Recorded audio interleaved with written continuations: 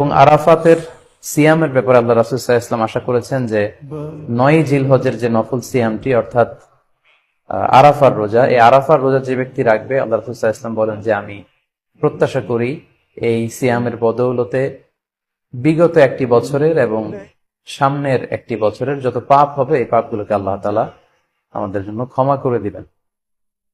এবং জিলহজের ৯ তারিখ ফজর থেকে কিন্তু আমাদেরকে ওয়াজিব তাকবীর পাঠ করতে হয়। আমরা জানি সেটা শুরু হয় আরাফার দিন ফজর থেকে।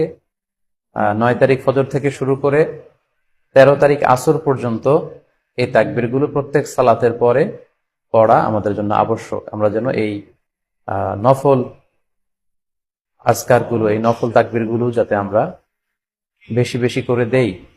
এবং যারা কুরবানি করার জন্য ইচ্ছা পোষণ করেছেন তারা যেন এই ১০ দিনের আগেই তাদের মাথার চুল এবং নখ কেটে পরিচ্ছন্ন হয়ে যান, এবং জিলহজের এই ১০ দিনে তারা যাতে মাথার চুল না কাটে এবং হাতের নখ না কাটে, এই মর্মে আল্লাহ রাসূল সাল্লাল্লাহু আলাইহি ওয়াসাল্লাম আমাদেরকে গাইডলাইন দিয়েছেন। সব মিলে আল্লাহ তাআলার কাছে এই ১০টি দিনের ইবাদত খুবই প্রিয়। এমনকি হাদিসে এসেছে, যেটা আমরা বললাম, যে জেহাদের চাইতেও বেশি প্রিয়। এজন্য এই সুবর্ণ সুযোগটুকুন যেন আমরা কখনোই মিস না করি।